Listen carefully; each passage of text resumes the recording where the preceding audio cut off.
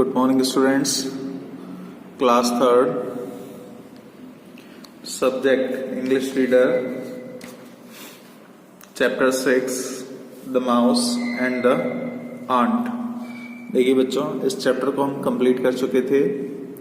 अब इसकी एक्सरसाइज पर आते हैं. फर्स्ट एक्सरसाइज है, देखिए, choose the most appropriate answer, multiple choice question. हमें जो बिल्कुल सही आंसर है उसको चूज करना है और 4 ऑप्शन दिए गए हैं, उसमें से कोई एक ऑप्शन चूज करना है. So first question is, boys and girls carried bottles of sugar water for. जो लड़के लड़कियां थे वो मीठे पानी की बोतल किसके लिए लाते थे? द ब्लैक बीवर्स, काले बीवर्स के लिए. ग्रेट बफलोज, जो बड़ी बड़ी भैंसें थी उनके लिए. The mouse and the ant, चूहे और चींटी के लिए. द बेबी बियर्स, और किसके लिए? द बेबी बियर्स के लिए. तो वो जो बेबी बियर्स थे उनके लिए मीठे पानी की बोतल लाते थे, यानी उसमें मीठा पानी लाते थे. तो हम कहाँ पर टिक लगाएंगे? डी ऑप्शन पर. नेक्स्ट देखिए, little master mouse and tiny mistress ant lived in a cave under. जो छोटा चूहा और चींटी थी वो कहाँ रहती थी? अंडर ए ट्री, एक पेड़ के नीचे. अंडर ए हाउस, एक घर के नीचे. अंडर ए रॉक, एक चट्टान के नीचे. या नन ऑफ दिस, इसमें से कोई नहीं. तो इसका आंसर क्या आएगा? रॉक. वो एक चट्टान के नीचे रहते थे. Which of the following is stronger than wind? हवा से ज्यादा मजबूत कौन था? The sun, the house, the cloud, the snow. तो जो हाउस था वो हवा से भी ज्यादा मजबूत था. तो यहाँ क्या आएगा?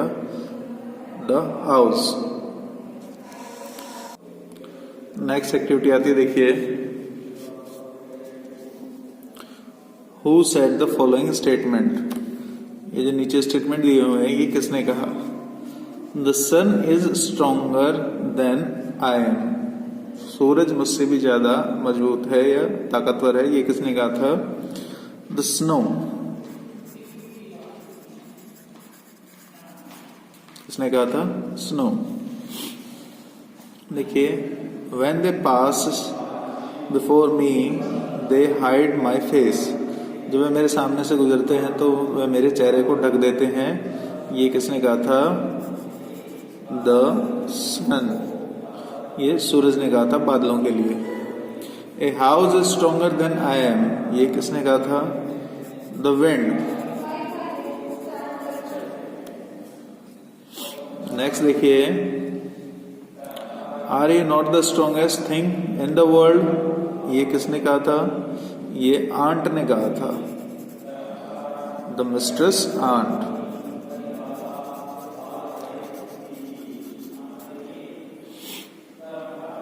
Good day mistress ant, I am very glad to see you here again. ये किसने कहा था? The master mouse.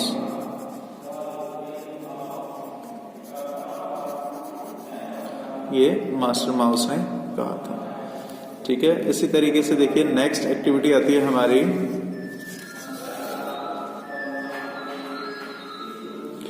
Question answer की. Answer the following questions. Question answer के लिए हम अपनी क्वेश्चन आंसर शीट का यूज करते हैं. देखिए, फर्स्ट क्वेश्चन देखिए, who like to visit the great park in Canada. Canada के जो बड़ा पार्क था उसमें कौन घूमना पसंद करता था? तो इसका आंसर आएगा, boys and girls like to visit the great park in Canada. जो बच्चे थे, जो छोटे बच्चे थे, यानी लड़के और लड़कियां थे, वो उस पार्क पे घूमना पसंद करते थे. नेक्स्ट क्वेश्चन है, देखिए, what was mistress ant proud of. Mistress ant को, यानी उस चींटी को, किस चीज का घमंड था या किस चीज पर गर्व था? मिस्ट्रेस आंट वाज प्राउड, उसको यह गर्व था. दैट कि the mouse who seemed to her big and strong should be her friend, कि जो मिस्टर माउस था वह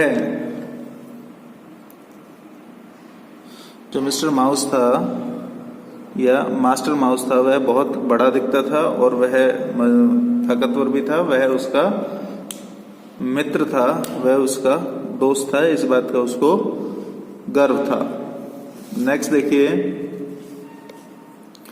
इन who search did mistress ant crawl out, किसकी सर्च में, किसकी खोज में जो चींटी थी वो बाहर आई। मिस्टर्स आंट क्रॉल्ड आउट, जो चींटी थी वो बाहर आई in search of someone who was stronger than master mouse, किसी एक ऐसे की खोज में वो बाहर आई जो मास्टर माउस से ज्यादा ताकतवर हो। नेक्स्ट देखिए, what did the wind say to mistress ant, mistress ant से हवा ने क्या कहा।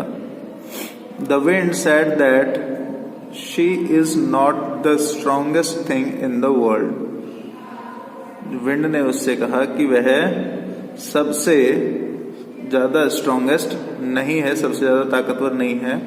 ए हाउस स्ट्रॉन्गर देन हर, जो एक घर है वो उससे ज्यादा मजबूत है। No matter how hard she blows, a house can turn her aside and make her blow another way, ये कोई फर्क नहीं पड़ता कि वह कितनी तेजी से बहती है, एक घर उसको दूसरी तरफ मोड़ देता है और वह दूसरी तरफ बहने लगती है। तो ये हवा ने उससे कहा था कि भाई मुझसे ज्यादा तो मजबूत घर है, वो मेरे बहाव को भी मोड़ देता है। नेक्स्ट क्वेश्चन है, देखिए,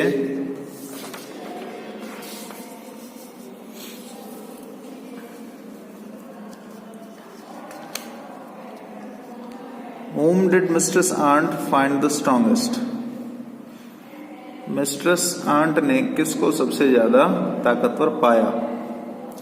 तो इसका आंसर आएगा mistress ant found master mouse the strongest. Mistress ant ने पाया कि जो मास्टर माउस है वह सबसे ज्यादा स्ट्रॉन्गेस्ट है। तो ये हमारे क्वेश्चन आंसर थे। नेक्स्ट हमारी एक्टिविटी आती है, देखिए activity 4। Mistress Aunt went to many one by one. Their list is given below, but they are not in order. Put them in order and rewrite. जो चींटी थी वो एक एक करके सबके पास गई, उसकी लिस्ट दी हुई है, लेकिन यह क्रम में नहीं है कि वह पहले किसके पास गई और बाद में किसके पास गई। तो हमें इसको क्रम में रखकर दोबारा से लिखना है। तो सबसे पहले वो किसके पास गई थी? स्नो के पास। स्नो ने कहा कि मुझसे ज्यादा ताकतवर कौन है? सन। तो फिर वह सन के पास गई। सन ने कहा कि मुझसे ज्यादा ताकतवर कौन है? क्लाउड। फिर वह क्लाउड के पास गई। क्लाउड ने यह कहा कि मुझसे ज्यादा ताकतवर है विंड। फिर वह विंड के पास गई। और विंड ने कहा कि मुझसे ज्यादा ताकतवर है हाउस। फिर वह हाउस के पास गई और हाउस ने कहा कि मुझसे ज्यादा ताकतवर है माउस। फिर वह लास्ट में माउस के पास वापस चली जाती है। तो सबसे पहले 1 नंबर पर कौन है? स्नो। तो हमने लिखा स्नो। सेकंड पर कौन है? सन। थर्ड पर क्लाउड। फोर्थ पर विंड। और फिफ्थ पर हाउस। 6 पर माउस। नेक्स्ट देखिए लैंग्वेज स्किल मास्टरी है। 5th एक्टिविटी आती है fill in the missing table. तो इसमें देखिए एनिमल दे रखा है, उसमें मेल एनिमल क्या है और फीमेल एनिमल को क्या कहते हैं, उनके बच्चे को क्या कहते हैं और उनके ग्रुप को क्या कहते हैं। तो जैसे कॉक है, और उसका जेंडर क्या होगा, हैन, यानी फीमेल एनिमल क्या होगा, हैन। उनके बच्चे को क्या कहते हैं, चिक। और उनके झुंड को क्या कहते हैं हम, ग्रुप को क्या कहते हैं, फ्लीट। इसी तरीके से बुल है, बुल का फीमेल यानी बुल का जेंडर क्या होगा, काव। और इनका जो बच्चा होता है वो होता है बछड़ा यानी काफ, CALF, काफ। और इसके ग्रुप को हम क्या कहते हैं, हर्ड, झुंड। डॉग का जेंडर क्या होगा, बिच। और इनके बच्चों को क्या कहते हैं हम, पप। और इनका जो झुंड होता है कुत्तों का उसको हम कहते हैं पैक। देखिए इसके बाद है ड्रैक।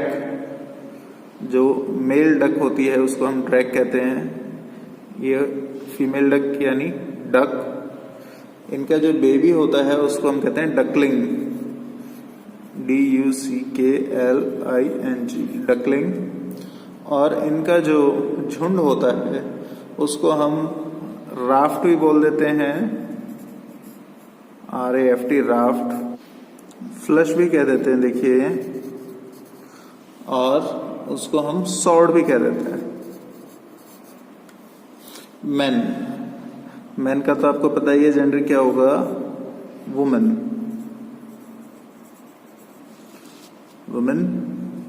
और बच्चे को कहते हैं बेबी।